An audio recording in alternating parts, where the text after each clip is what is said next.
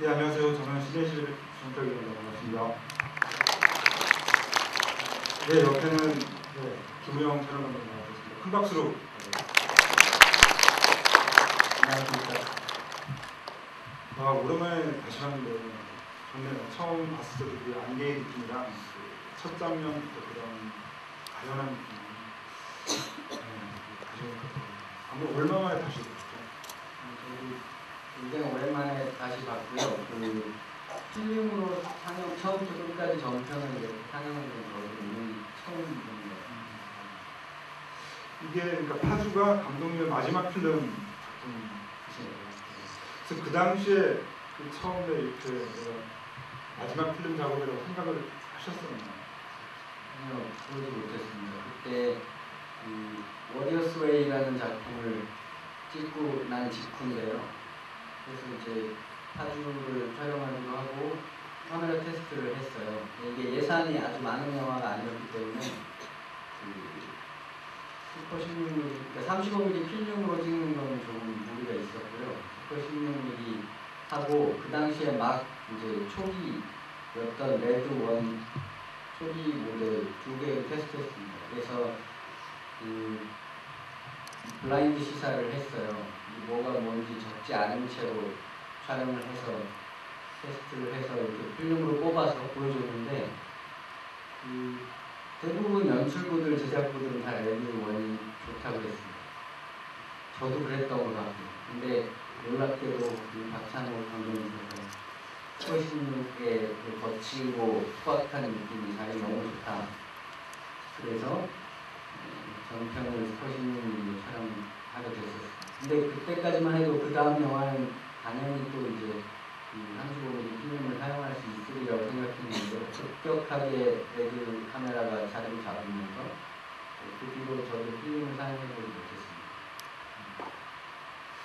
사실 그 박찬욱 감독님과는 그 영국 유학을 다녀오신 다음에 그 느린 여름이라는 장편인데 작업하시고 다시 만나신 거잖아요. 그래서 다시 굉장히 긴 시간을 두고 그 간단한 장편으로 그 새로운 장편을 만나게 되셨을 때 좀 처음에 좀 어떻게 가보자고 좀 얘기를 나누신 게 있으신가요? 뭐 작품들이 다 그렇지만 감독님들하고 이제 어떻게 찍을 것인가에 대해서는 뭐 이렇게 꼭 회의의 형태가 아니더라도 만나서 시나리오를 주고받고 얘기할 때마다 이제 그것에 대한 힌트를 찾기 위해서 노력합니다. 근데 박찬욱 감독 여기 영화에 나오는 많은 캐릭터들처럼 말이 많지 않고 말과 말 사이에 이렇게 생각할 시간을 많이 줍니다. 느린 여름이라는 단편을 찍을 때도 제가 그런 것을 많이 느꼈었어요. 그러니까 이때 이걸 물어볼 게 아닌데 내가 생각을 해야 되는구나. 이런 시간들이 많이 있었어요. 대화 중에. 그러다가 그걸 잊고 있었는데 나중에 이제 장편을 이렇게 또 만나서 처음에 이제 이 영화를 화질을 어떻게 찍을 것인가 얘기할 때 또 생각이 났어요. 그때 맞아 그때 그랬었구나. 이런 식으로 우리가 대화를 했었구나. 그래서 천천히 드문드문 가끔 자기가 생각나는 얘기를 하고 그러면서 같이 즐겁게 작업했습니다. 그래서 그 당시에 그 신혜실 별점을 한번 드릴게 찾아봤거든요. 보니까 이동진 평론가가 그 별 4개가 굉장히 많이 주면서 그 아우성 치는 침묵 이런 멋진 표현을 하셨더라고요. 그리고 박평식 씨라고 굉장히 좀 별점 짜신 분이 있는데 그분은 이제 쉬운 이야기를 너무 어렵게 한다. 별 3개 주셨더라고요. 근데 그분은 사실 별 3개를 주신 건 굉장히 많이 주신 거예요. 많이 주신 거거든요. 표현을 그렇게 하셨던 기억이 나요. 그리고 박찬욱 감독님은 되게 자주 오시더라고요. 전혀 어울리지 않아 보이는 영화를 보고 혼자서 오셔서 또 조용히 보고 아주 그랬던 기억이 있는데 그리고 예전에 인터뷰를 찾아보니까 그 박찬욱 감독님은 그 파주를 하면서 사실 이전에 그 질투는 그 나인 같은 경우는 사실은 좀 말이 많은 영화잖아요. 그래서 이 파주를 하면서는 뭔가 영화적인 영화, 정말 그 영화 같은 영화를 한번 해보고 싶다라는 생각을 처음에 하셨고 근데 사실은 그 큰 줄거리 이야기, 그 선 굵은 지점들을 빼고는 그 많은 부분들을 그 김우영 촬영 감독이 그냥 믿고 따랐다 이렇게 말씀을 또 하셨더라고요. 그렇지 않은 것 같습니다. 아무튼 저도 영화를 보는 내내 이제 박찬욱 감독이 떠올랐는데요. 그건 왜 그러냐면 정말 그 고집스럽게 자기가 원하는 걸 다 해냈구나 뭐 이런 게 계속 느껴져서 그러니까 그렇게 그 감독의 취향과 그 어떤 성취가 느껴지는 영화들이 갈수록 보기 힘들어진다고 생각합니다. 그런 면에서 오늘 오랜만에 본 타주는 저한테 박찬욱 감독을 아주 계속 매 순간 떠올리게 해줬습니다.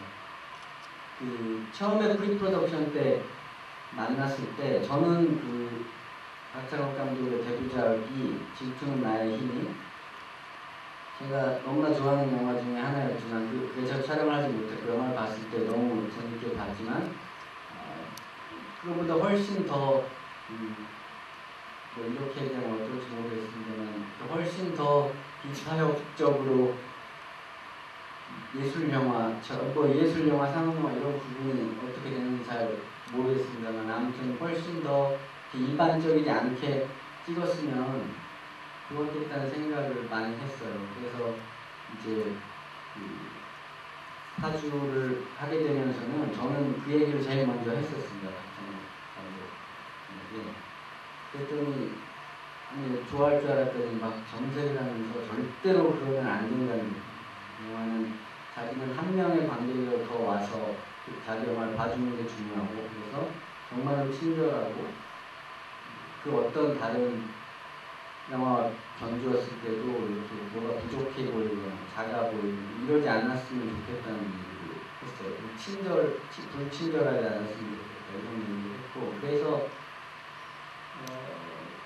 그거를 타협을 이루지 못해서 처음 며칠 동안 그냥 단 한 컷도 그리지 않고 그냥 계속 보냈어요. 시간을 계속 보냈습니다. 가끔 한마디씩 하고. 그래서 그때 그 폰티 작업을 도와주기 위해서 그 스크립터 분이 앉아 있었는데 셋이 방에서 회의를 했었는데요. 세 명이 한숨만 쉬다가 그냥 그 스크립터를 나가시고 저 들어와서 얘기하면 박찬욱 감독님 한마디 하면 제가 얘기 안 하니까 그분이 이제 통역을 하세요. 이거는 이렇게 쓰는 말씀인 것 같습니다. 제가 뭐라고 하면 박찬욱 감독님 대답 안 해요. 또 한 10초 흐른 뒤에 그 스크립터가 이거 이렇게 하자는 말씀이신 것 같습니다. 그러다가 또 이제 반대편으로 나가고 이런 식으로 그냥 상의를 보냈어요. 그리고 나서 제가 완전히 백기투항하고 내 감독님 하시는 대로 그렇게 해서 이제 저런 식으로 촬영이 됐고요. 그렇지만 저는 이게 아주 남자 캐릭터 중식과 은모가 정말로 이렇게 맞닥뜨리는 장면들을 제외하고는 대부분 일반적이지 않은 사이즈로 촬영이 됐어요. 한쪽이 클로즈업이면 한쪽이 뭐 좀 더 넓은 런치샷이라든지 일반적인 소위 드라마 형태의 리버스 뭐 단독 이런 식의 촬영이 되지 않았다는 거 저도 이제 보면서 다시 기억이 났습니다. 그러니까 찍을 수 있는 방향에서 가능한 많은 소스들을 찍어 놓은 다음에 편집실에서 대부분 씬의 템포와 리듬을 결정하는 요즘의 영화 만드는 방식하고는 많이 달랐다고 생각하고 저는 이런 식으로 현장에서 결정하고 그게 잘 이루어졌으면 자기의 성취를 편집실에서 기뻐하고 그러지 않았으면 후회하고 반성하고 그 다음에 좀 더 이제 자기가 원했던 걸 제대로 얻어낼 수 있게 노력하는 거 그게 올바른 자세라고 생각합니다. 편집실에서 어떤 일이 있을지 알 수 없기 때문에 너무 많은 소스들을 요새 현장에서 촬영한다고 생각합니다. 그리고 또 그 감독님 인터뷰를 그 박찬욱 감독님 인터뷰 너무 재밌었거든요. 제가 두 분을 이제 직접 만나본 느낌은 굉장히 조용조용하시면서도 굉장히 좀 쿨한 면, 좀 단호한 면이 조금 있는 분들이라는 느낌을 받았었거든요. 그래서 박찬욱 감독님이 이제 그 촬영 감독님과 소통을 얘기를 하시면서 하셨던 말씀이 기억이 나는데, 그 김우영 촬영 감독은 그 자기가 뭔가 이렇게 찍고 싶어가지고 감독한테 막 뭔가를 요구를 해서 그 장면을 따냈어도 결국에는 나중에 편집이나 이런 데서 잘라내더라 라는 생각을 가지고 있는 사람이고, 나는 내가 뭔가를 더 찍고 싶어가지고 촬영 감독한테 강력하게 주장해서 요구를 해서 그 장면을 찍게 되면 꼭 이상하게 나오더라 라는 그런 생각을 따로따로 가지고 있는 사람이어가지고, 그런 각자의 그 서로 다른 쿨함, 뭐 좀 그런 점들이 이 영화에 굉장히 크나큰 장점으로 작용했다, 뭐 그런 말씀을 또 하시더라고요. 이 얘기를 감독이 했다면 그거는 아마도 그 느린 여름에서의 컷 때문이라고 생각합니다. 느린 여름을 이제 그린 폰트를 다 준비를 해서 찍었는데요. 그때 제가 도무지 이해하지 못하는 몇 커트가 있었어요. 뭐 이렇게 얼굴을 찍지 말아달라든가 뭐 이런 이상한 주문을 갑자기 이렇게 받고 정확히 뭘 원하는지 모르는 상태에서 이렇게 제 마음이 떠난 상태에서 찍었던 몇 커트들이 있어요. 근데 그것들이 감독의 이제 마음에 걸렸던 것 같아요. 그래서 이게 정확하게 설득을 안 하니까 샷들이 이상해지는구나, 그 얘기를 했던 것 같고요. 제 경우에는 그런 겁니다. 이렇게 어떤 영화를 제가 편집실에서 보고 나서 연출부들이 정리한 서류를 본 적이 있는데요. 그 서류가 뭐였냐면 이 스크립트 상태, 이 파지 말고 다른 영화입니다. 시나리오 상태에서 씬 넘버들이 쭉 써 있잖아요. 그러면 그 씬들이 편집본에서 어디에 위치해 있는지가 적혀 있는 이상한 문서였어요. 그 문서를 왜 만들었는지 모르겠는데, 아무튼 마지막에 영화 편집본에 맞춰서 새로운 씬 넘버가 이렇게 매겨져 있잖아요. 근데 그 뒤에 바로 그게 원래 몇 씬이었는지가 적혀 있었어요. 근데 씬 1부터 100 몇 가지 원래 제 위치에 가 있는데 단 한 씬도 없었습니다. 그건 무슨 말이냐면, 제가 씬 1이라고 생각했던 장면은 씬 5에 가요. 씬 10이라고 생각했던 건 영화의 씬 1 자리에 가서 붙어있고 이렇다는 거예요. 그러니까 씬과 씬 사이의 연결 같은 거를 나름 정말 상당히 고민을 해서 촬영을 하는데요. 그것들이 아무 쓸모가 없다는 거예요. 그런 거는 너무 많이 찍었기 때문에, 너무 많은 가능성을 열어두었기 때문에 현장에서 편집에서 그런 선택들이 가능한 것일 수도 있고요. 뭐 이제 영화를 만들다가 생각이 바뀌었을 수도 있고, 찍힌 장면에 이제 그 퀄리티 차이가 나서 좋은 장면들을 적절하게 배치하다 보면 중간중간에 씬의 위치가 바뀌고 뭐 그런 거라고 볼 수 있겠습니다. 근데 아무튼 저는 현장에서 제가 뭘 얘기해서 그걸 찍었을 때, 근데 그거가 이 편집실에서 살아남을 가능성이 굉장히 낮다고 생각하고, 그거는 그럴 수밖에 없을 것 같아요.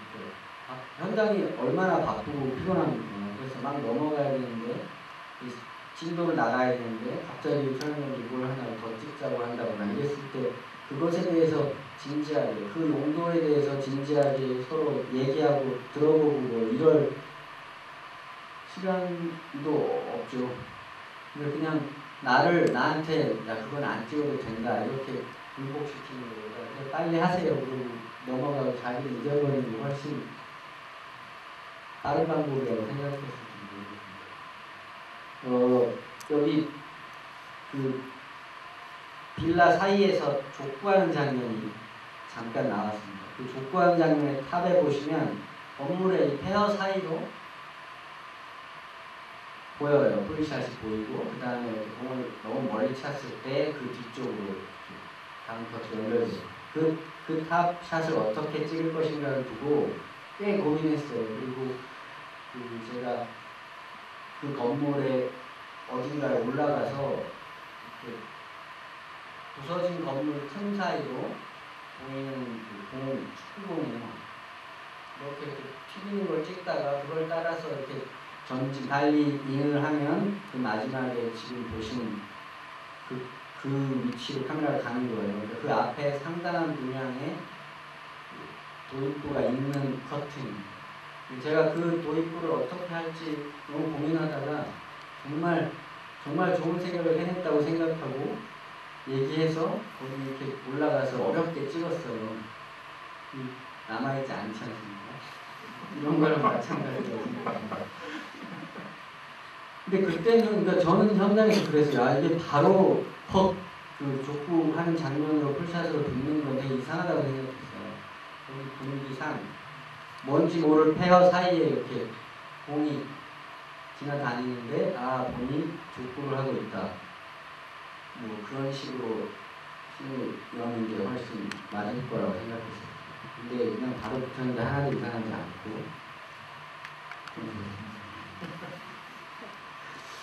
그거는 뭐 상영했지만 그 도네마를 비롯해서 사실 그 임상수 감독님 그 작품 뭐 바람난가도 많이 하셨잖아요. 그래서 사실은 그 임상수 감독님은 이제 세간에 이제 뭐 사람들 사이에서 이미 좀 글자시고 또 성격도 조금 있으실 거고 그래서 사실은 김우영 감독님이 임상수 감독님과 그렇게 오랫동안 호흡 맞추는 거에 대해서 굉장히 좀 신기하게 보는 사람들이 많더라고요. 그런 얘기를 할 때마다 임상수 감독이 되게 억울해해요. 이 김우영이 얼마나 같이 일하기 까다롭고 뭐 그런 사람들 남들이 잘 모른다고, 자기가 얼마나 노력하는지 잘 모른다고, 내가 얼마나 그 인간적으로 문제가 있는지 잘 모른다고 되게 억울해하는. 그리고 윤 감독님의 최근에 이제 몇 작품 중에서는 한여를 같이 하셨죠. 뭐 그때 뭐 특별한 이유가 있어요? 그때 제가 그 미팅을 했어요. 근데 이제 감독님 미팅을 했는데 한여가 완전히 셋업이 되지 않은 상태였어요. 언제 들어갈지 잘 모르는 상태였고, 그 시나리오가 뭐 그 원 작가하고 사이에서 문제가 있어서 이게 언제 풀려서 정확히 들어가게 될지 사실은 잘 모르는 상태라고 제가 판단을 했고요. 물론 감독님 앞에서는 네, 잘 알겠습니다고 얘기했지만 속으로는 아, 이거는 약간 기약이 없다 생각하고, 만추라는 영화 때문에 미국에 가 있었습니다. 미국에 가자마자 전화가 왔어요. 윤상훈 일단 당장 만나자. 그냥 간다. 아, 죄송합니다. 이렇게 빨리 될지 몰랐습니다. 이렇게 해서 한여는 같이 작업하지 못했습니다. 근데 그게 오히려 저한테는 큰 도움이 됐었어요. 한여를 이제 보고 그 다음에 그 한여에서 배운 여러 가지 것들로 제가 돈의 맛을 활용할 수 있었습니다. 한여가 제가 한여를 찍지 않았었기 때문에 돈의 맛을 그런 식으로 작업할 수 있었다. 그리고 그 파주 끝내시고 바로 또 하신 작품 시라노 만추 다음이 시라노. 예. 저는 같이 이제 파주랑 시라노를 명필름에서 이렇게 같이 작업하셨잖아요.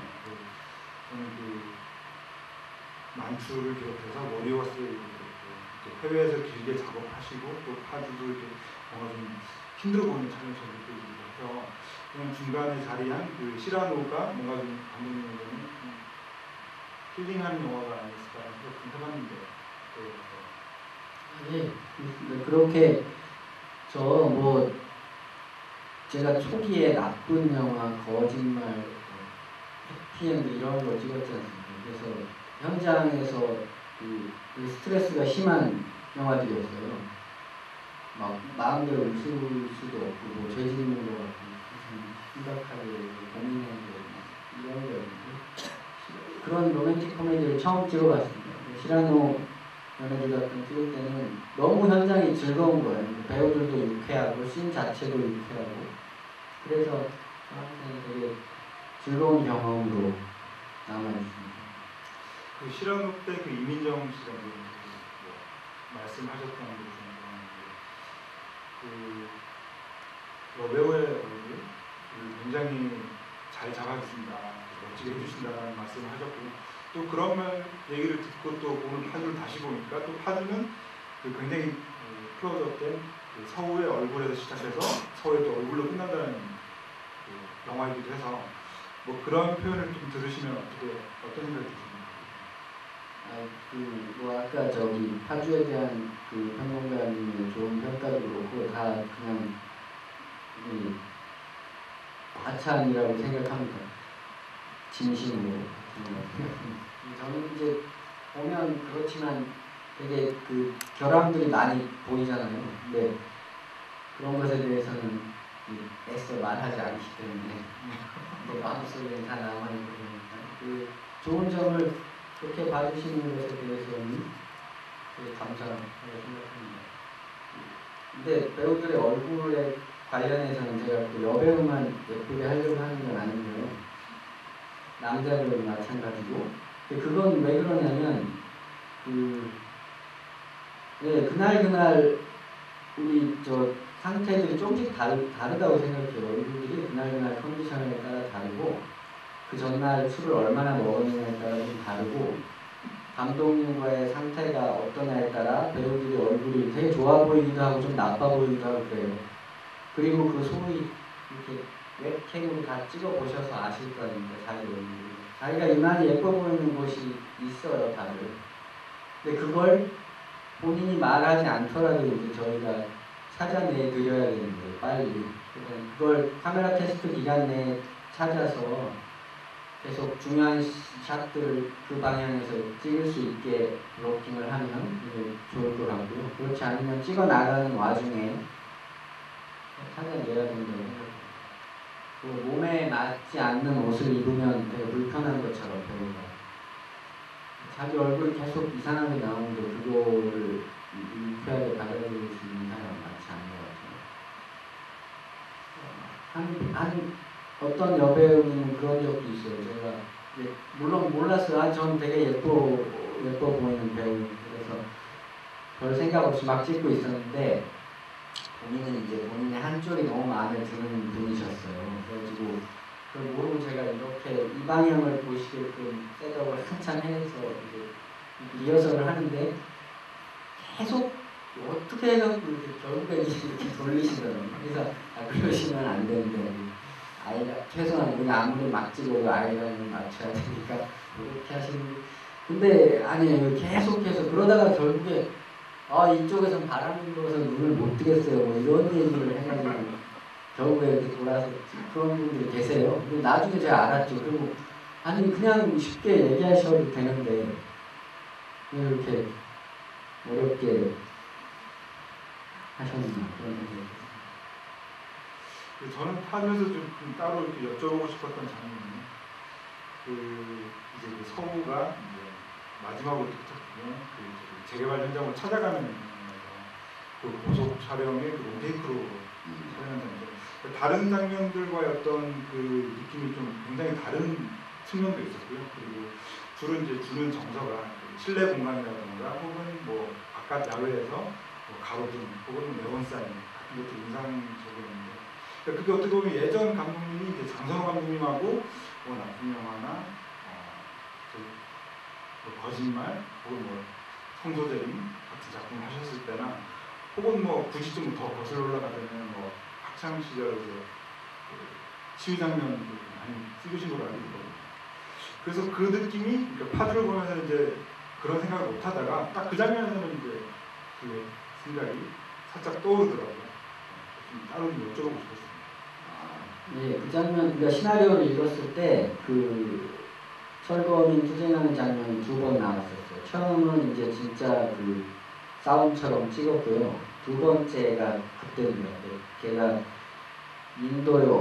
인도가 좋겠어요 하고 나서 컷하면 그냥 몇 년이 흘러 있는 겁니다. 그냥 인도에 갔다 온 거예요. 다시 나타났어요. 근데 저는 거기서 그리고 이제 그 싸움에 대한 묘사가 있었는데 거기서도 화염병을 던지고 근데 첫 싸움처럼 그렇게 진짜 그 과격하게 싸우는 게 아니고 그런 그 시위를 해보면 양쪽이 이렇게 약간 지쳐서 소강 상태인 경우가 있어요. 딱 그 상황이다. 그 감독이 그걸 되게 강조했었어요. 소강 상태가 이거 많이 싸우는 게 아니고. 그래서 두 번 다 세게 싸운다고 하면 예산 때문에 못하게 할 것 같으니까 안 싸운다고 하는 건가? 뭐 이게 여러 가지 생각을 하면서 근데 아무튼 이 싸움은 첫 번째랑 이렇게 반복이 되는 느낌으로 찍혀서는 안 될 것 같다. 그리고 그 싸움이 중심이 되기보다는 거기에 오랜만에 다시 이제 찾아든 그 음모 캐릭터의 긴 테이크 동안 그 비어버린 시간에 대해서 우리가 이제 생각을 해야 되니까요. 그런 움직임을 구사하기로 결정을 하고 테스트를 했습니다. 그 동선을 비디오 카메라로 찍어보고 처음부터 끝까지 한 컷으로 가고 싶었어요. 그 계단 통해서 딱 만나는 장면까지. 근데 이제 기술적으로 그게 좀 문제가 있었죠. 특히 노출 차이가 너무 심했던 거고요. 계단 안쪽하고 바꿔줬고. 그래서 그날 그 계단 쪽에서 끊어야 된다는 건 그날 결정된 거고요. 몇 번의 리허설을 거치고 이제 스테디캠 오퍼레이터가 촬영을 한 거예요. 그래서 저는 그 장면이 이제 보속 촬영이 돼야 된다고 주장을 했는데 감독님이 약간 불안해했어요. 찍었다가 뭐 이상하면 어떡하냐. 그래서 타협을 한 게 뭐 60프레임 이렇게 애매한 숫자가 아니라 48프레임으로 찍으면 나중에 보고 편집실에서 마음에 안 들면 중간중간에 다 걷어내서 24프레임으로 만들 수 있다. 그래서 아무 문제 없다. 싱크도 맞고 그렇게 해서 48프레임으로 촬영을 했습니다.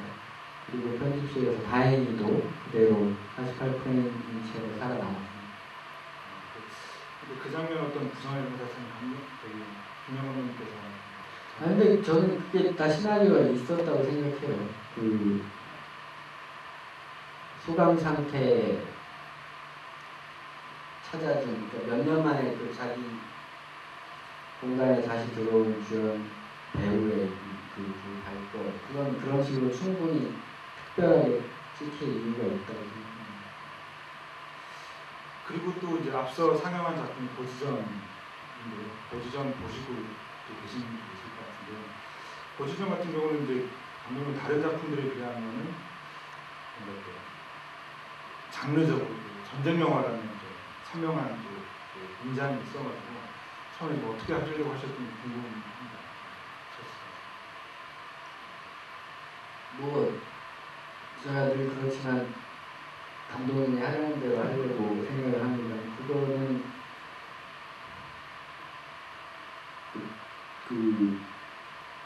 그런 적이 있었어요. 제가 처음으로 16mm 카메라를 어디서 빌려가지고 필름을 한 캔 사서 이렇게 찍으러 나간 적이 있습니다. 그 빌리기가 너무 어려웠고 필름 구하기도 너무 어렵고 뭐 이래서 이렇게 어렵게 구했기 때문에 너무 즐거웠어요. 나가는 동안 한강변에 나가서 이제 난생 처음 16mm 필름으로 이렇게 뭘 찍어보는데 이렇게 한두 컷 찍으니까 찍을 게 없는 거예요. 아니, 누가 이게 뭘 찍으라고 시키면 그걸 잘 찍겠는데요. 그냥 내가 나가서 시나리오가 없는 상태에서 지금 나간 거 아니에요.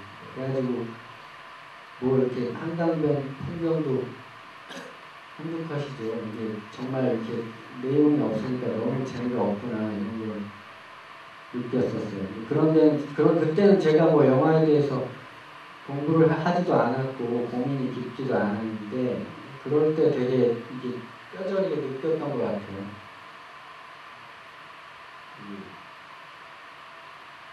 캔버스를 들고 화가들이 가다가 자기가 원하는 곳에 이렇게 이제를 딱 놓고 그림을 그리기 시작하잖아요. 근데 우리는 이게 누가 여기다 이렇게 지정을 해주면 그때부터 즐겁게 빨리 일할 수 있는 사람들인 것 같아요. 시나리오를 제가 쓰지 않았다는 거, 그거를 늘 잊지 않으려고 합니다. 그래서 굉장히 흥미로웠던 작품이에요.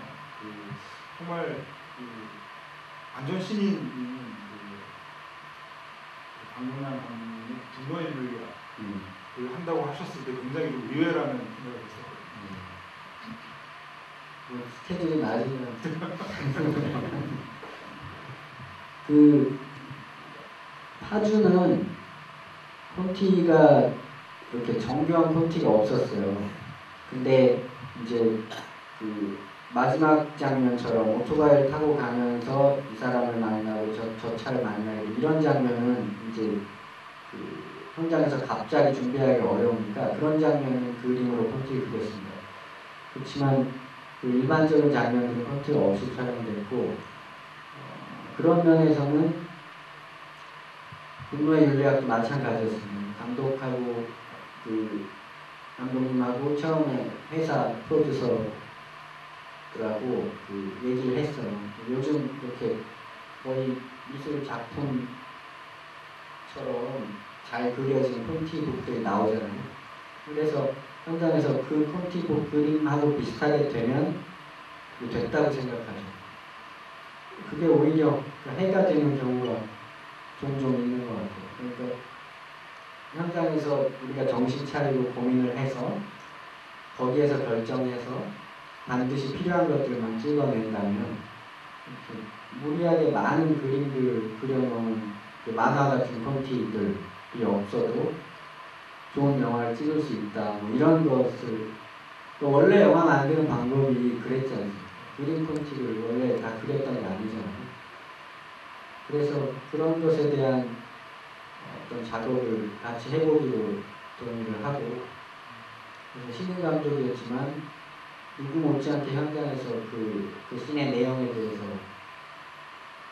배우들 포함해서 같이 정말 많은 얘기들을 나누면서 즐겁게 촬영했습니다.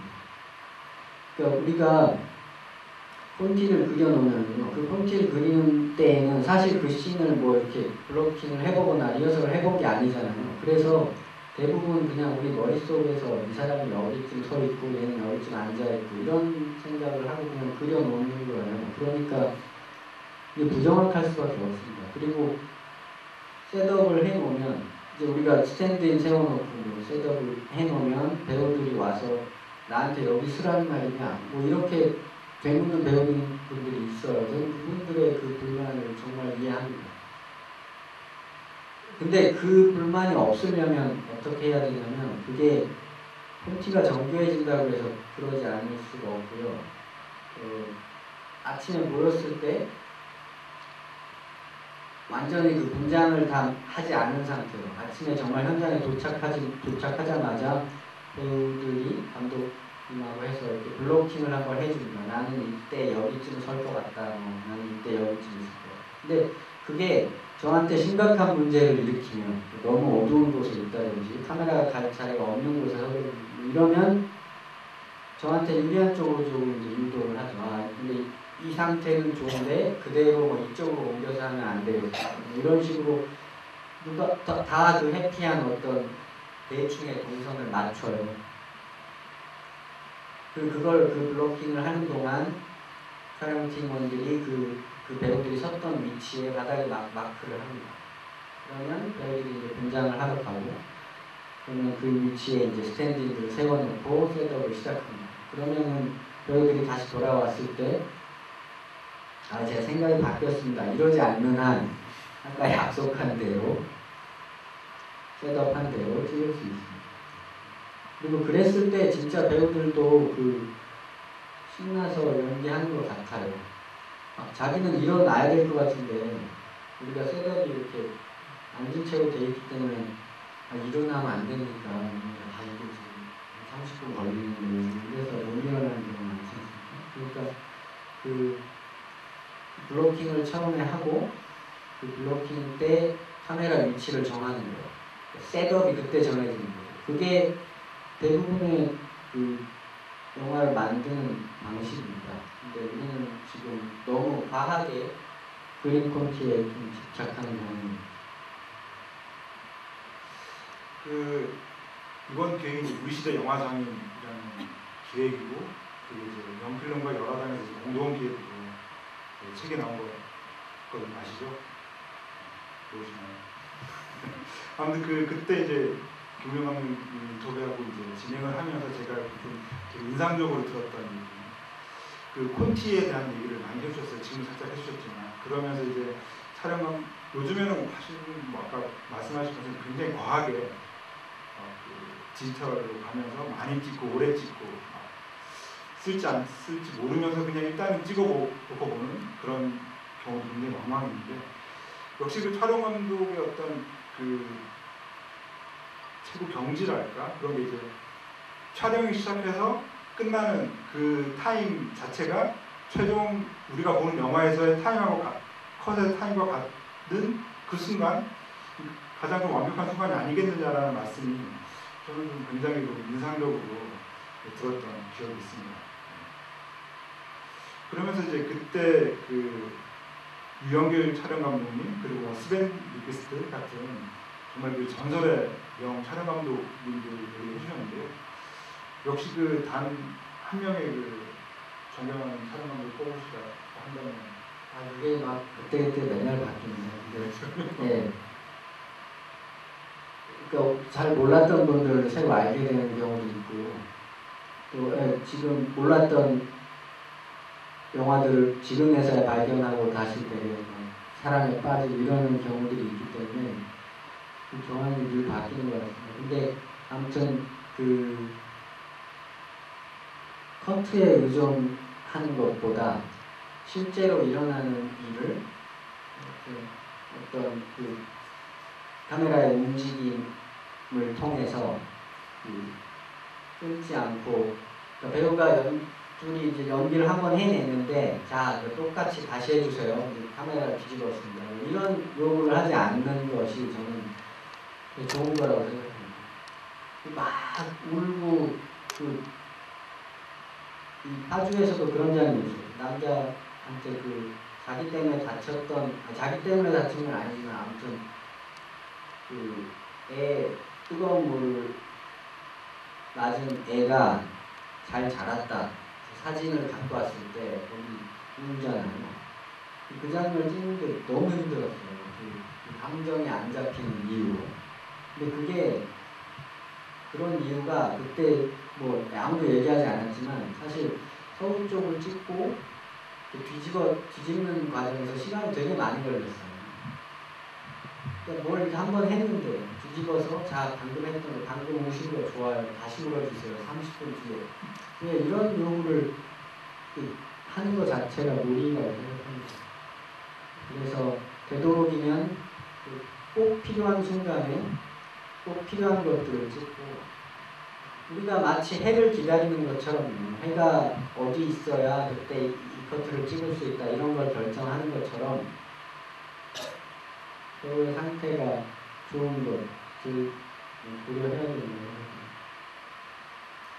그럼 촬영 감독으로서 특별히 좋아하시는 시간대 혹은 장소 혹은 기후 뭐 이런 것도 혹시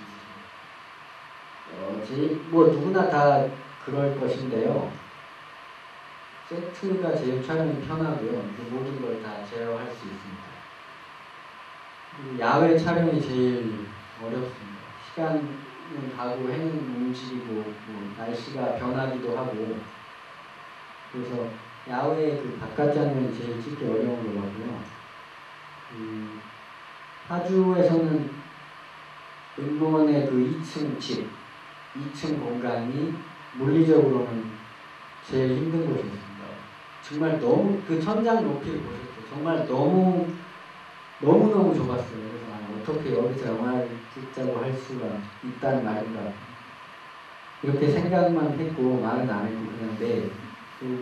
근데 이제 요소요소에 그 아주 작지만 창들이 있었어요. 그러니까 저것들을 이용해서 어떻게 해봐야 되겠다 뭐 이런 생각을 했고 정말로 좁은 근데 그런 데서 작업을 하면 확실히 그 속도가 느려지고 그 신경질도 많이 나고 뭐 예, 그런 게 있어요. 그런 게 다 결국에는 영향을 미치는 거죠. 그 내용이. 근데 이제 그 미술을 그만큼 덜 해도 된다는 것, 뭐 그런 이유로 우리가 그 이미 존재하는 영화를 찍기에 대단히 부적합한 공간들에 들어가서 찍기도 하죠.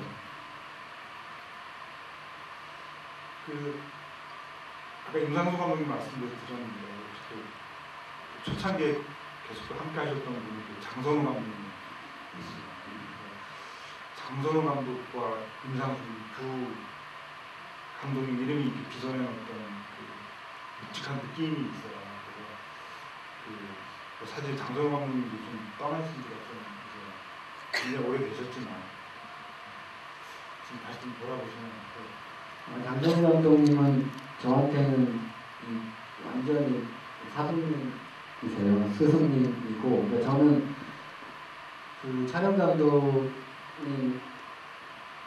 그 조수, 제가 어떤 다른 촬영 감독님의 조수 생활을 하지 않았어요, 한국에서는. 그래서 그 제가 이렇게 스승님으로 모시는 진정한 멘토는 그 장선우 촬영 감독님, 장선우 감독님, 촬영 감독님 중에는 예, 그런 분이 진짜 이렇게 연관이 저랑 있는 분이 아니시고,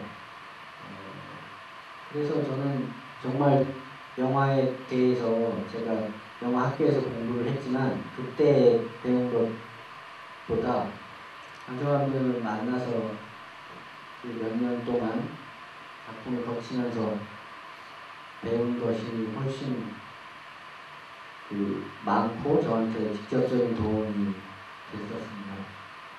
그리고 임상수 감독의 경우는 그 제가 선택을 한 게 아니고 그러니까 만나진 거죠. 임상수 감독이 영화를 찍어야 되는데 촬영 감독이 없는 상태였고 그래서 회사에다가 아무나 데려오라 난 영화를 찍고 싶다 이런 태도 회사의 소개로 만났습니다. 임상수 감독이 원래부터 당신과 영화를 찍고 싶었습니다. 이런 얘기 없었다는 거예요. 저는 그냥 아무나 좀 데려와라 영화 좀 찍자 뭐 이런 저는 그 되게 감독으로서 훌륭한 태도라고 생각합니다. 제일 답답한 경우가 감독님 만나는데 알아서 잘 찍어주세요. 좋은 영화가 나올 거라고 기대하고 있습니다. 뭐 이런 것들이요. 그런 건 전혀 저희한테 그 좋은 느낌을 주지 못합니다. 오히려 이건 피해야 되겠다 이런 느낌을 줄 수는 있죠.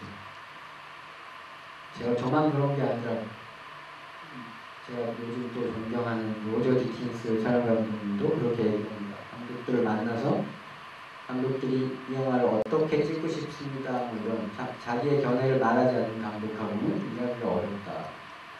맞습니다. 왜냐하면 이렇게 찍어도 되고 저렇게 찍어도 되는 게 대부분이기 때문입니다.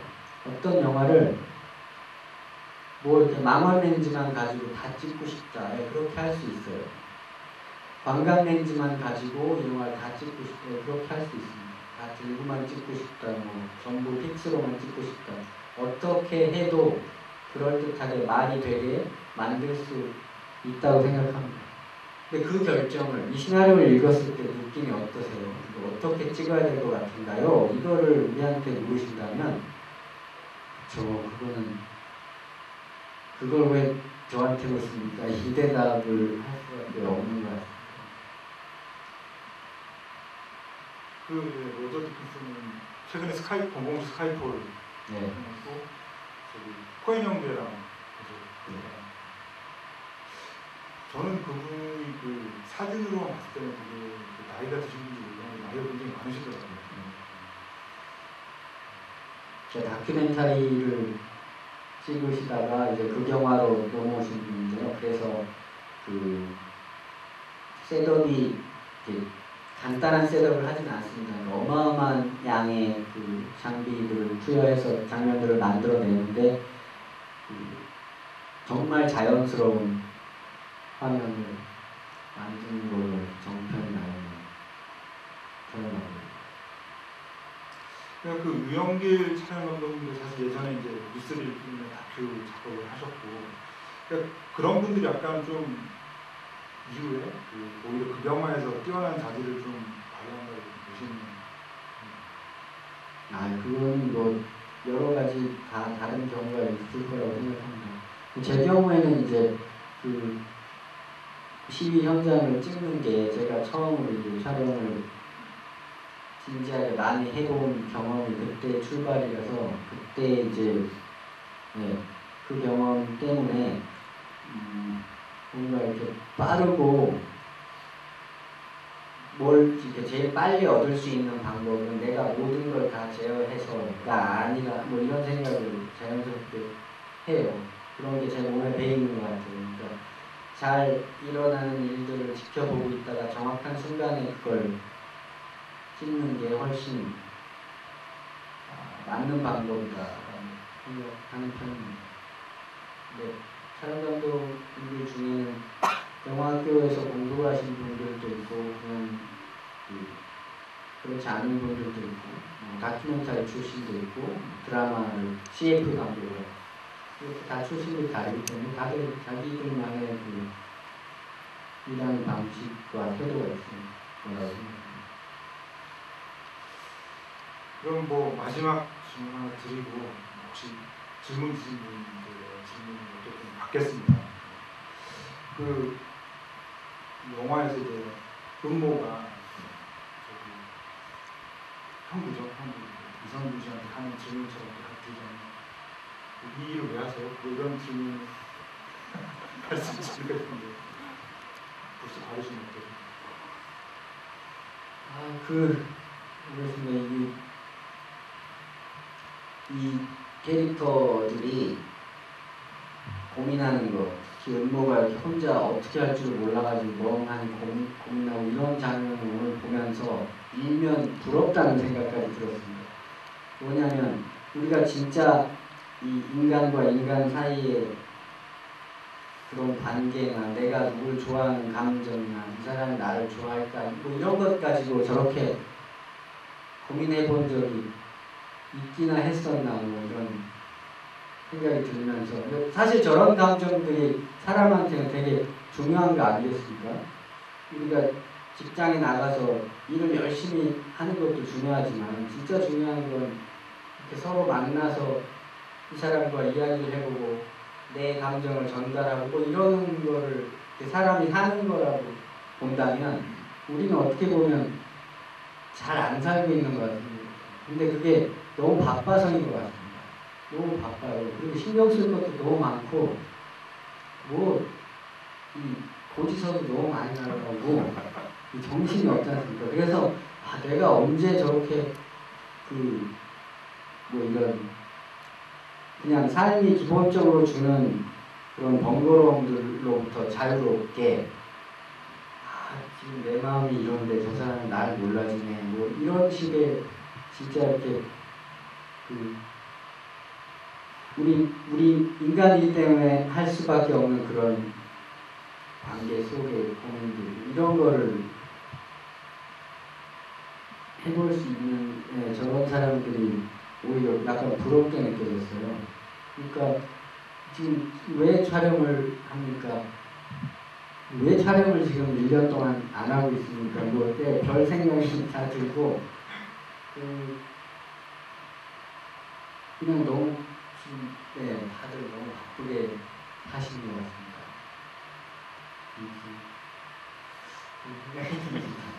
그러니까 뭐 1년 동안 쉬셨다는 말씀하시니까 이제 드는 생각이 그 우시대 영화장인 그 책 뒤에 이제 박찬욱 감독님이 추천사를 써주시면서 하셨던 말씀이 그 박찬욱 감독 작품 중에 그 준비를 하다가 이제 미상년 작품 중 하나가 이제 DX라고 있잖아요.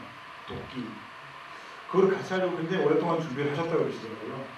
그러니까 저는 드는 생각이 그 박 감독님은 계속 그 정정훈 촬영 감독과 계속 오래 작업하셨고 그렇게 또 이렇게 그 너무나 선명한 색깔이 있으니까 두 분이 함께 하셨으면 굉장히 굉장히 뭐 좋은 결과가 나오지 않았을까라는 그런 가정을 또 한번 해보게 됐었습니다. 그 준비하는 하는 동안 그러니까 뉴욕 어디 설정인데 이제 예산 때문에 캐나다에서 촬영하기로 하고 캐나다 현지에서 펌팅도 다 끝내고 이제 폰티도 다 짜고 그랬는데 네, 되게 즐거운 작업이었습니다. 제가 폰티에 대해서 그렇게 호의적인 그 마음을 갖고 있지 않을 때였는데도 그렇게 모든 커트들을 정말 정확하게 구체화해서 준비하고 그걸 촬영으로 옮기고 그 결과물들이 또 이렇게 되게 기계적으로 준비한 걸로 안 보이고 되게 좋아 보이는 거 아니겠습니까? 지금 그 뭐 박찬욱, 봉준호 감독님들이 세계적으로 각광을 받는 건 그런 이유라고 생각합니다. 그들이 되게 놀랄 정도로 이미 다 설계들이 끝나 있어요. 그리고 진짜 그대로 찍는데 그게 이어붙였을 때 이렇게 볼만한 영화가 된다는 거. 이거는 되게 그 사람들한테는 충격으로 다가오고 있습니다. 영화를 그렇게 미리 다 설계해서 찍는 것에 익숙하지 않기 때문에. 그런 면에서 저도 직접 촬영에 돌입은 하지 않았습니다만 어떻게 생각하시고 어떻게 그 설계하시는지를 같이 경험해봐서 즐거운 경험이었습니다. 예, 뭐 질문 있으신 분은 손 들어주시면 마이크가 가겠습니다. 예, 있으신가요? 처음에 잘 진행하시죠.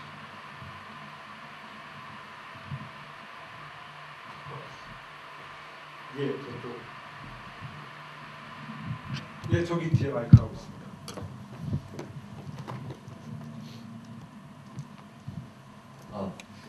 그냥 궁금해서 여쭤보는 건데요. 정말 많은 배우분들하고 작업을 많이 했을 텐데 찍으시면서 가장 어떤 배우가 되게 인상 깊었던 적이 있었던지 아니면 어떤 부분이 인상적이었는지 궁금해서 여쭤보고 싶습니다. 연기 같은 거요. 네. 그 배우의 연기가 인상적이었던 적이 있으면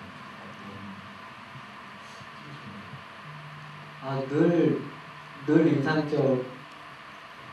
그러니까 대부분의 경우에 이제 그 어떤 씬에 대해서 상상을 하잖아요. 아, 이 씬 이런 식이 되겠구나. 뭐 이렇게 이 대사를 읽을 것 같다. 근데 매번 그 기대가 너무나 이렇게 그 배반을 당하고 이상하게 읽고 이상하게들 하시는데 저는 그게 그러니까 제가 이상하기 때문인 것 같아요. 너무 다른데 아무튼 배우분들이 하시는 게 맞다고 생각합니다. 그러니까 다들 훌륭하고 좋은 배우들이라고 생각합니다. 예, 질문. 예.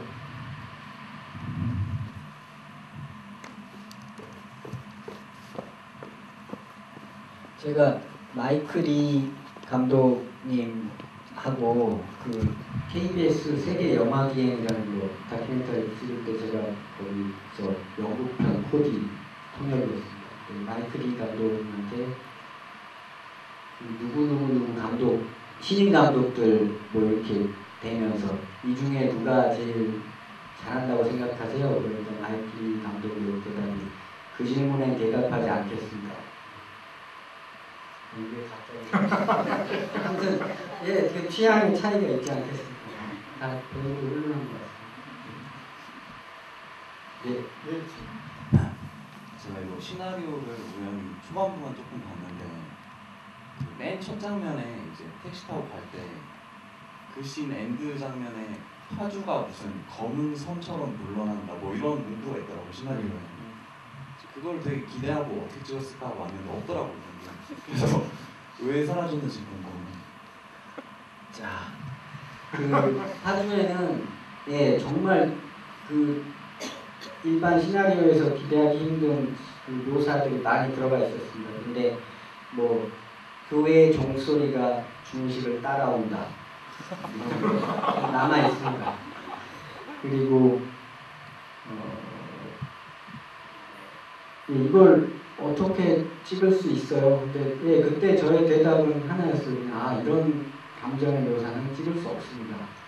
그렇지만 그것들이 어떤 그 부여된 시간이 있어요. 한 커트들이 꼭 그거에 그 그 지속 시간이라든지 어떤 앵글이라든지 그것만을 위해서 설계된 샷들이 있다는 겁니다.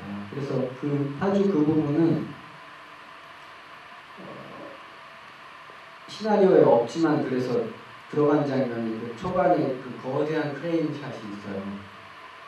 그거는 그 파주로 이렇게 들어가는 택시를 찍는 되게 복잡한 방법 중에 하나였어요. 제일 복잡한 방법 중에 하나였습니다. 자유로에다가 크레인을 셋업을 한 건데요. 그것도 비 오는 날. 정말 위험한 촬영이고 어쨌든 잘 해냈는데 그런 커트들처럼 우리가 그 묘사가 없지만 분명히 이 부분은 필요하다고 생각해서 그렇게 삽입이 되기도 하고요. 그리고 지금 말씀하신 그 검은 섬처럼 그거는 그거를 위해서 그 정해진 앵글이 하나 있었어요. 그게 뭐냐면 택시 보넷 앞에 이렇게 붙인 운전수하고 운전하는 분하고 뭐 같이 나오고 위쪽으로 이렇게 많은 공간이 남아있는 약간 어정쩡한 앵글이 하나 있습니다. 그 검은 공간 뒤로 그 나이트클럽 이 내용 간판이 멀어지면서 약간 그런 느낌이 나면 좋겠다. 그 묘사가 없었다면 그렇게 그 택시 위로 공간이 많이 남는 프레이밍을 하지 않았을 겁니다. 물론 의도가 어쨌건 간에 봐서 이상하면 이상한 거죠. 그게 없었다고 느끼셨으니까 없는 게 맞는 거죠.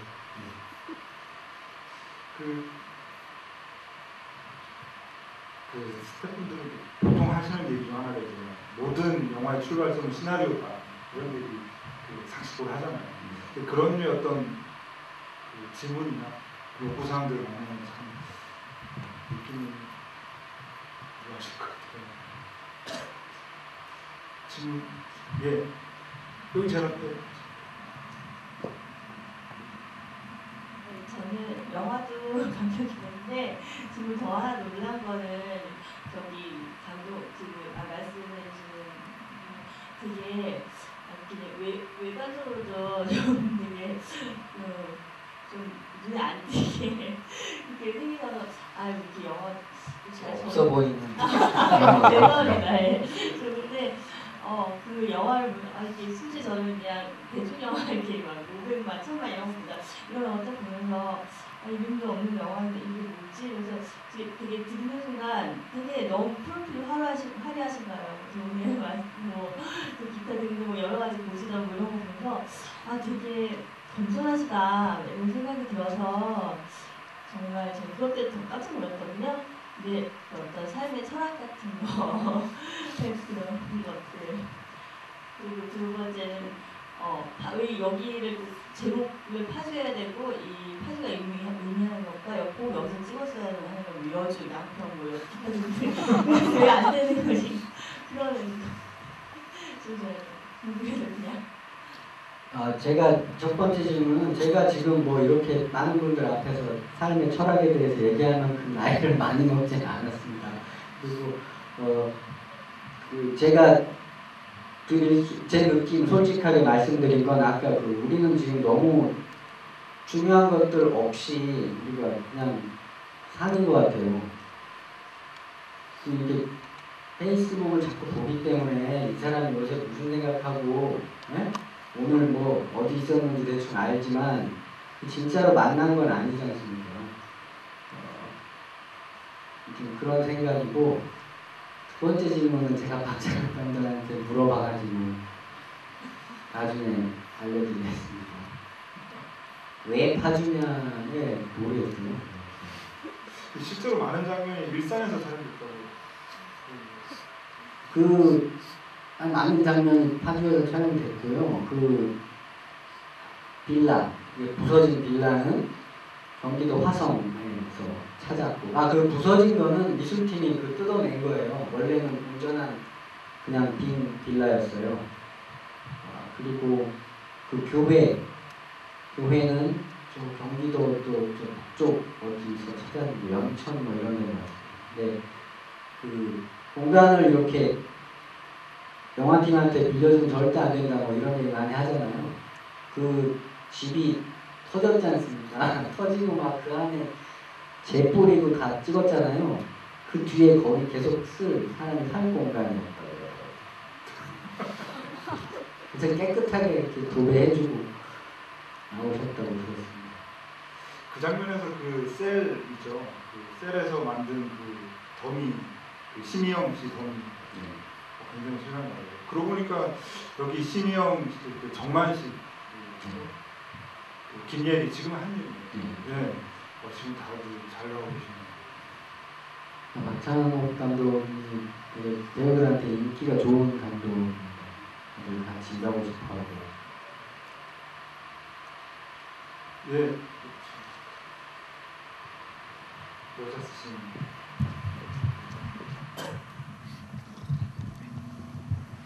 감사합니다.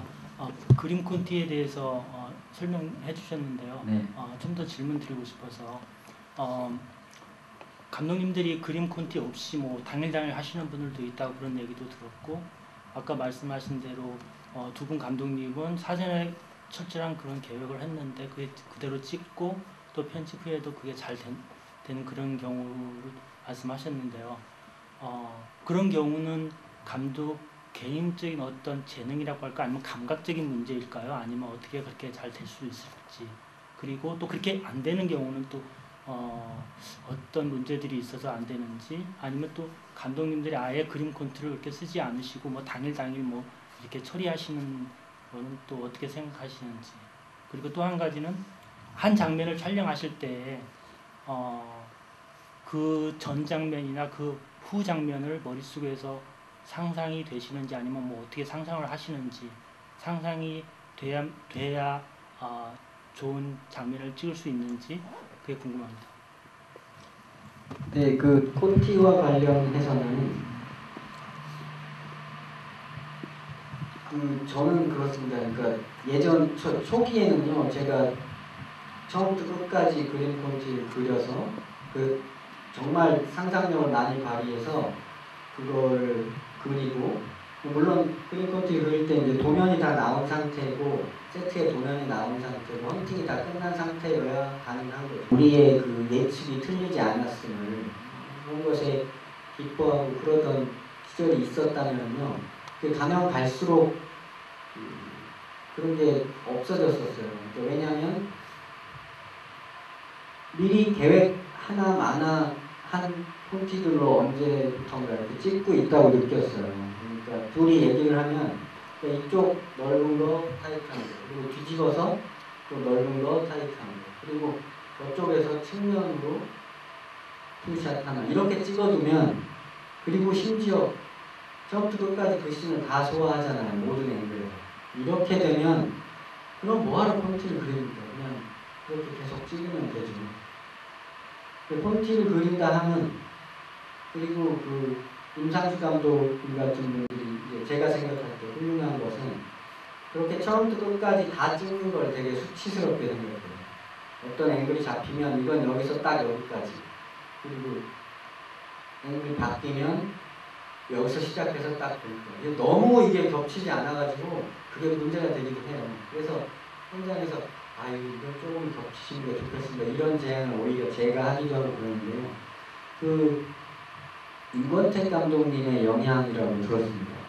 임상수 감독님이 그런 식의 영화 찍기를 익히신 거는 임권택 감독님은 연출 생활을 거치면서 체득하신 거라고 들었습니다. 그러니까 그런 식으로 그런 그 놀라운 우리만의 그 영화를 찍는 방식들이 있어 왔어요. 근데 특히 이제 촬영 조명 스텝 쪽에서 세대 간에 되게 단절이 좀 심한 편입니다. 그래서 선배님들하고 직접 이렇게 몸으로 소통하면서 배울 수 있는 기회가 많지 않았어가지고 우리 그 유영길 촬영 감독님, 정광석 촬영 감독님, 정일성 촬영 감독님 그분들이 이루어놓은 그 업적을 우리가 잃어버리고 있다고 생각해요. 그리고 두 번째 그 상상하는 것과 관련해서는 단편 영화를 찍을 때는 그게 이렇게 영화가 워낙 짧으니까 한 편이 거의 머릿속에 딱 들어오는 게 가능했었는데요. 단편은 그렇게 되지는 않는 거예요. 장편. 그래서 늘 이렇게 메모를 합니다. 나중에는 뭐 문신해야 될지 모르는 이게 잊지 않으려고 메모를 자꾸 합니다. 이 씬의 끝을 내가 어떻게 냈었고 이 씬의 탑을 어떻게 시작하려고 계획하는지를 자꾸 메모를 해서 이렇게 앞뒤를 따지려고 하는데 저는 그거를 장선우 감독님한테 배웠습니다. 장선우 감독님은 분명히 유영준 촬영 감독님으로부터 영향을 받았을 거라고 생각합니다. 예, 그 여자분 먼저 질문하시고.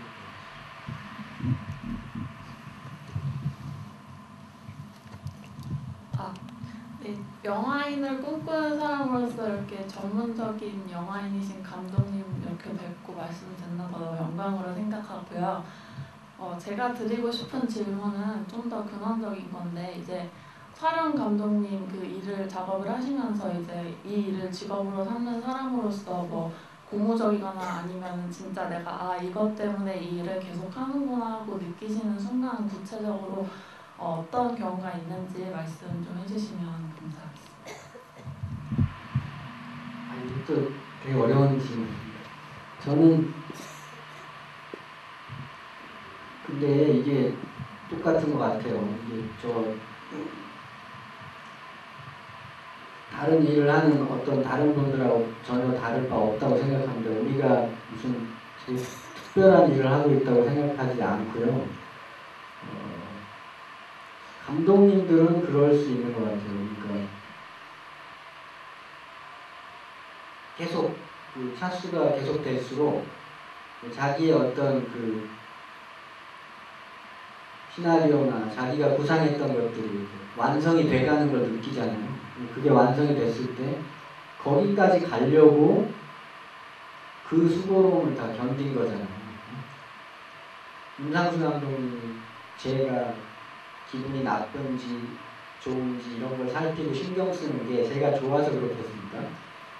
자기가 만들고 싶은 영화를 만들기 위해서는 스텝이 필요한 것이죠. 그런 것처럼 저는 임상수 감독님이 저를 또 좋아하기도 하는 것 같습니다. 근데 아무튼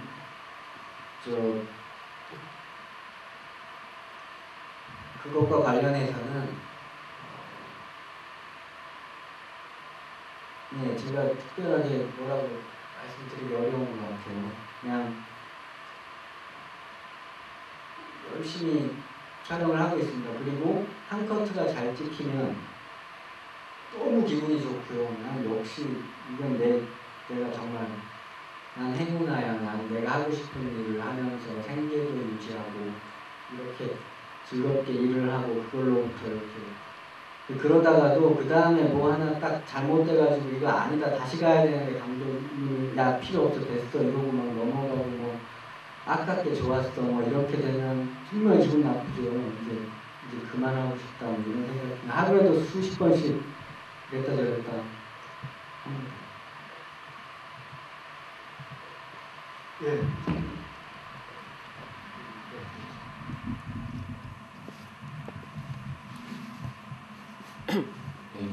하루 두 번째 봤는데 잘 봤고요.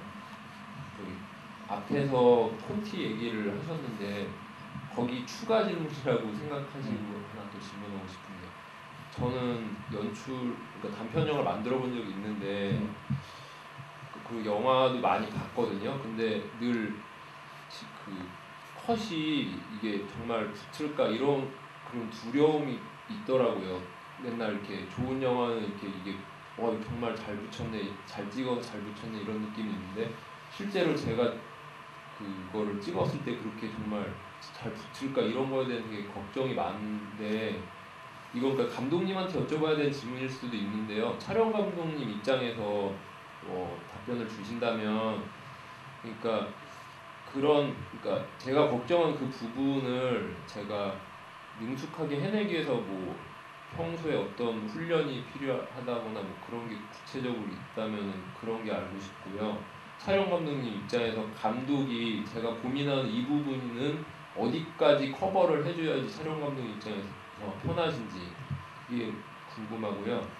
그다음에 고지전이랑 파주에서 안개, 고지전에서는 그 안개 낀 그 새벽 장면 정말 뭐 끝내주더라고요. 근데 그 안개를 실제로 뭐 이렇게 인위적으로 만드신 부분도 있는 건지 아니면 그러니까 그 장면 촬영 그 상황이 궁금하고 파주도 마찬가지로 똑같은 질문이고 마지막 하나 파주에서 그 조명 설계를요 그 인물들 감정이랑 관련시켜서 하신 부분이 있는지 뭐 감정의 변화나 이런 인물 구도의 뭐 이런 변화 이런 거랑 관련해서 질문 와서 죄송합니다.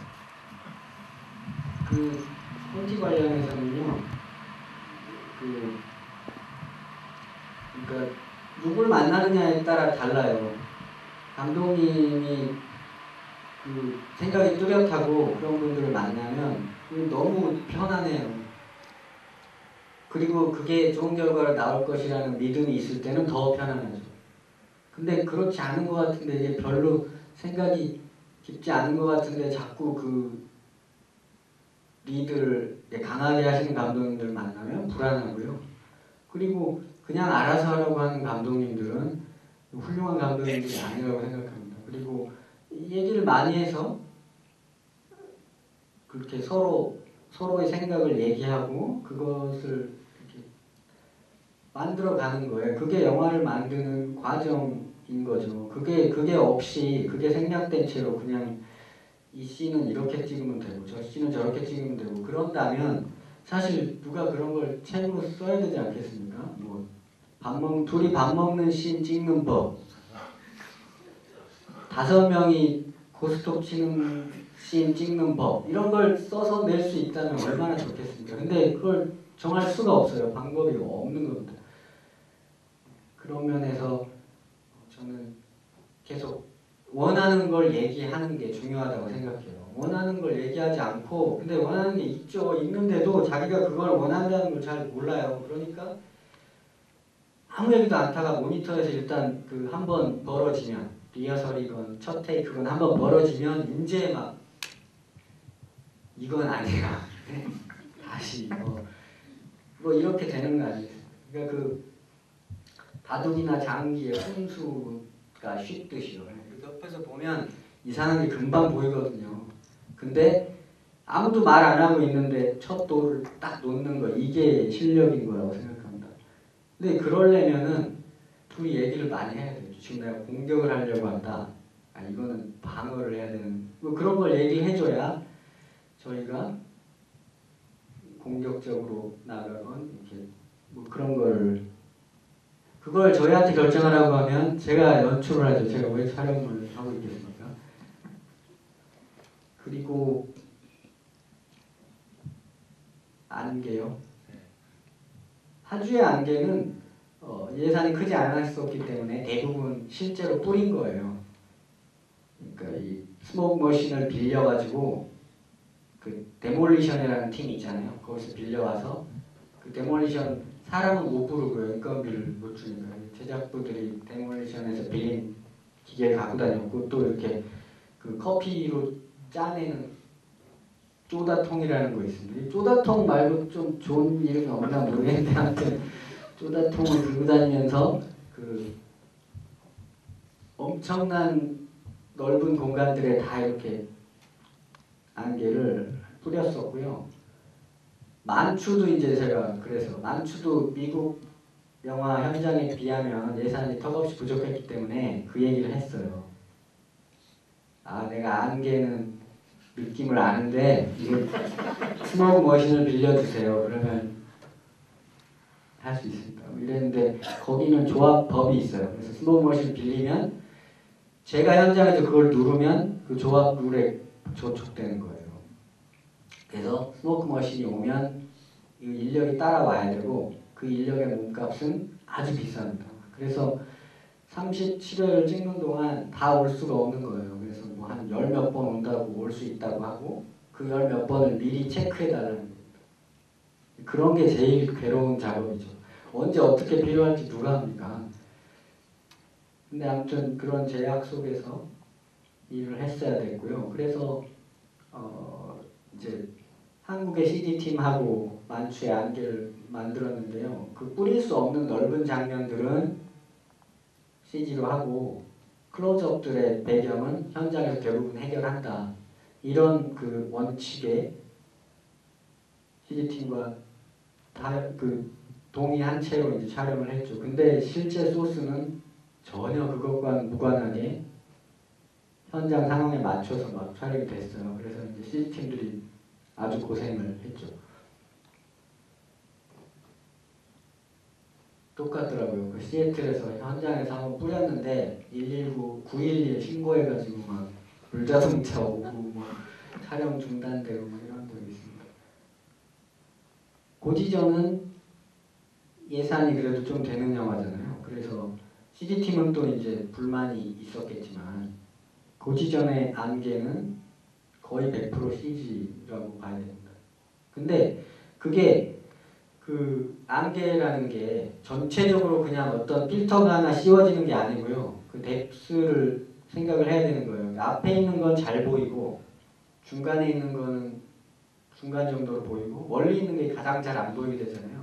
이 뎁스를 그 생각을 하면서 이게 안개를 씌웠을 때 뒤가 얼마나 보이고 그래서 이게 어떻게 도드라지겠구나 이런 걸 그러니까 생각을 하면서 찍고 뭐 너무 순광으로 찍어놓는다든지 뭐 그러면 안 되겠죠. 그러니까 CG를 해도 이상한 장면이 되겠죠. 그래서 만추의 그 둘이 해변 휴게소에서 키스하는 장면이 있어요. 거기에 안개도 CG입니다. 근데 그때 이제 현장에서 했던 것은 앞부분에 조금씩 이제 흘리고 뒷부분이 그렇게 거의 뿌여질 거라는 걸 상상을 하면서 계속 프레이밍을 하고요. 그 다음에 해가 뜨지 않는 날 촬영을 했고 그 다음에 바닥에 물을 많이 뿌렸어요. 그래서 그 전체적으로 좀 이렇게 축축한 느낌이 안개를 CG로 씌웠을 때 그게 이제 완성이 될 수 있게 현장에서 그런 걸 고려하면서 촬영을 했습니다. 그 세 번째 질문 주시나요? 네, 그러니까 파주 조명 설계가 파주 조명 설계는 지금 다른 영화들 다 마찬가지입니다. 그러니까 그 영화를 이제 찍기 시작할 때 어떤 그 컨셉을 정하잖아요. 파주는 그 되게 예쁘고 뭐 이런 말랑말랑하고 그렇게 찍고 싶지 않았어요. 당연히 시나리오가 그렇게 요구한다고 생각했고 그래서 영화에서 잘 사용하지 않는 그리고 영화의 일반 그 무슨 헐리우드 상업 영화에서 등장할 법한 캐릭터들이 아니잖아요. 그런 면에서 영화에서 사용하지 않는 그 조명기들로 조명을 해야 되겠다. 가장 그 많이 등장하게 될 형광등을 고르는데 좀 심혈을 기울였습니다. 조명팀과 상의해서 그 일반 영화에 쓰는 형광등을 사용하게 되면 이제 제 색깔이 나오잖아요. 근데 그거 말고 일부러 그냥 시판하는 그 형광등들을 구입했어요. 근데 그 시판하는 형광등들은 색깔이 다 달라요.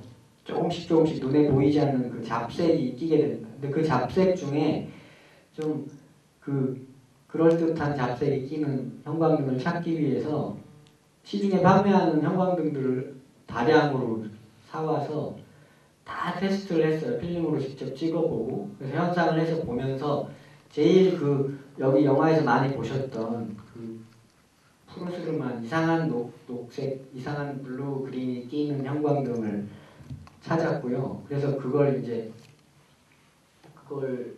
많이 갖고 다니면서 교체를 했습니다. 필요한 것은.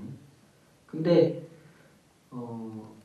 중요했던 것은 그렇게 원하는 이상한 색깔이 나오는 형광등을 고른다 할지라도 이 사람의 얼굴을 그렇게 불쾌한 색으로 조명을 할 수는 없다는 거예요. 그리고 무슨 어떤 이상한 공포 영화의 하이라이트가 아니라면 그런 식으로 그 불쾌한 클로즈업들을 만드는 또 광원은 쓸 수 없다는 거죠. 그래서 여러 가지 테스트를 거쳐서 그 불쾌하지 않은 피부톤을 찍을 수 있는 이산화탄 잡색이 도는 형광등을 구입해서 썼고요. 가로등 색에 우리가 잘 쓰지 않는 굉장히 두꺼운 젤을 써서 가로등 색이 우리가 일반 영화에서 보는 가로등 색들보다는 훨씬 붉어요. 그 특별한 조명 젤라틴을 사용을 해서 그런 두 가지의 에너지, 두 가지의 파장 그런 것들이 이렇게 구조를 이루도록 조명 설계를 했습니다. 이게 무슨 대단한 게 아니고요. 다 그렇게 합니다. 그리고 무슨 텅스텐 라이트, HMI 라이트, 뭐 텅스텐 필름, 데일라이트 필름 이런 얘기 할 때 그 두 개는 결국에 따뜻한 쪽과 이 차가운 쪽의 이야기를 하는 거예요. 언제 우리가 파란 계열, 언제 노란 계열, 뭐 이런 것에 대한 거고 그걸 해답을 이제 찾는데 그런 형광등을 사용했다는 겁니다. 예, 그 마지막 질문 받고 저기 깜깜으로 나온 작품.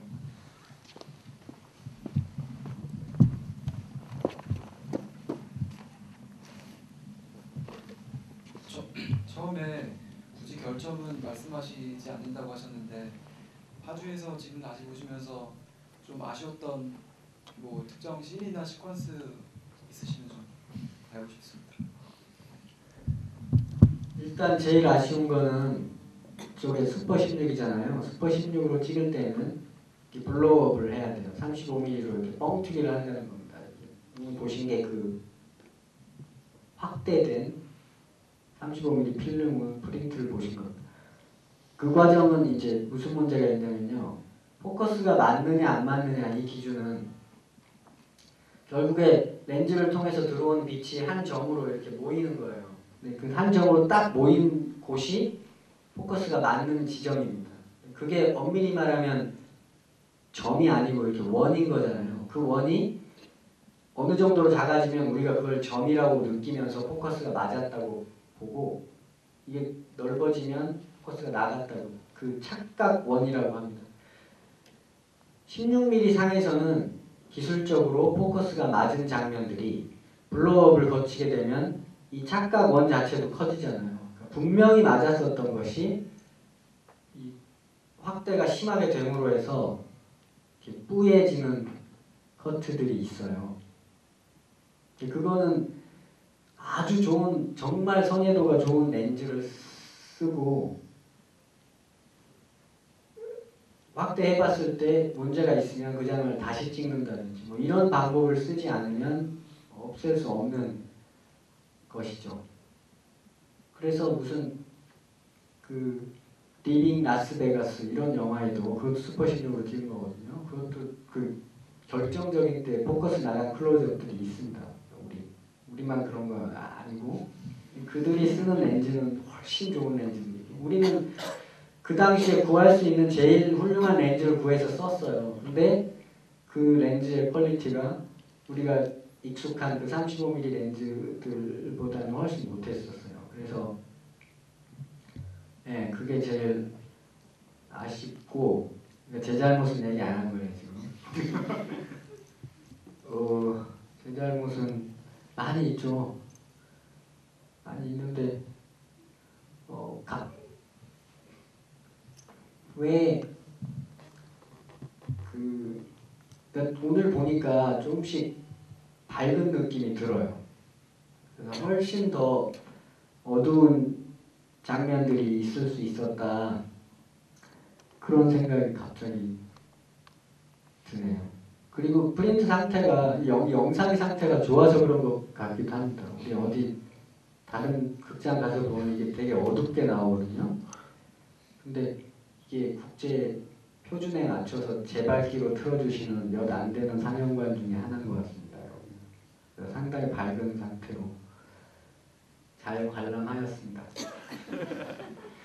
혹시 뭐 마지막 질문 하실 거면 아까 너무 손이 힘차게 되셨나요?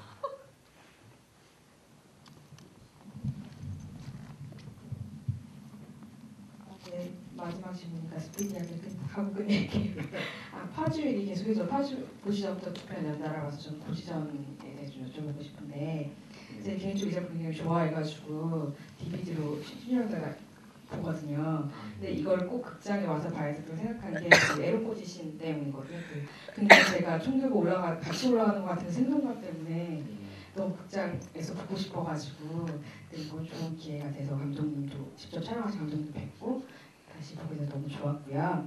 그래서 아까 했던 다른 작품로 했던 질문과 비슷할 것 같은데 저는 그 씬을 굉장히 좋아하는데 또 감독님은 직접 찍으셨으니까 좀 가장 인상적인 장면이나 좀 고생을 많이 해서 기억에 남는 씬이 있으면 제가 나중에 극장에서 보든 DVD로 다시 감아보든 좀 저도 굉장히 감회가 다를 것 같거든요. 그 씬이 좀 궁금합니다.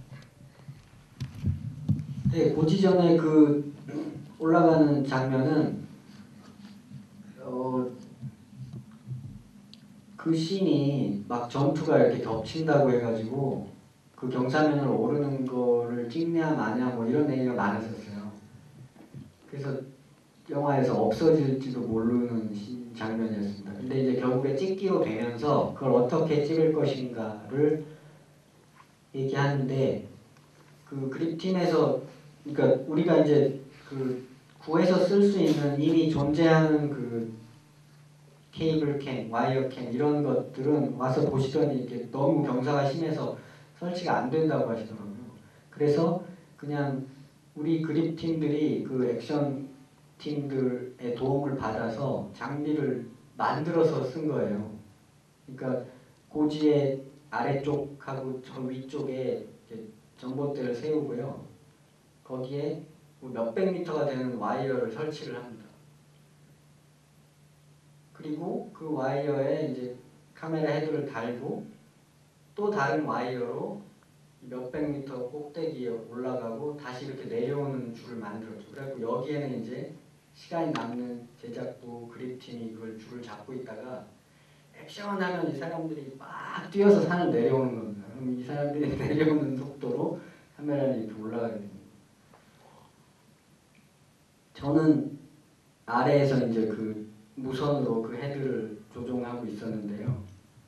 진짜 올라가면서 이렇게 돌아갔을 때 우리 배우를 제가 찾지를 못한 적이 몇 번 있었어요. 다 정말 똑같이 생기고 다 군복 입고 있어가지고 그리고 그분이 그 시간에 정확히 어디에 있을지 본인도 모르잖아요.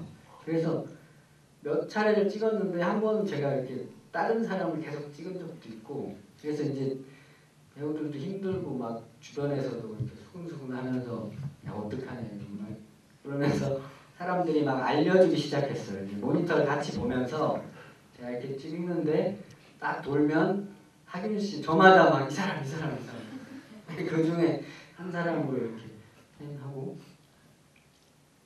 아쉬웠던 거는 그게 전 그 와이어를 이용한 장면이 다른 씬에서도 또 이렇게 좀 더 다른 방식으로 사용이 될 수 있었으면 했어요. 근데 그 셋업 자체가 너무 오래 걸리고 필요한 인력도 너무 많고 그래서 정말 딱 그 커트에 한 번 쓰인 거죠. 근데 그거는 정말로 그 전봇대를 심은 액션 팀들, 그 액션 팀들이 와이어 스턴트 할 때 와이어를 달기 위해서 가지고 다니는 그 폴이에요. 그 폴대를 사용했고 그립팀이 그 와이어들을 다 직접 공수해서 이렇게 매달아서 그 뛰어내려오기까지 했고 그 CD 팀들은 우리가 뒤에 배경으로 나오는 산이나 뭐 이런 데는 사실 다 비어 있었거든요. 근데 거기에 그 폭약 터지는 것들을 심고 뭐 정말 여러 사람의 손을 거쳐서 완성이 된 장면입니다. 저도 그 장면이 제일 생각이 많이 납니다.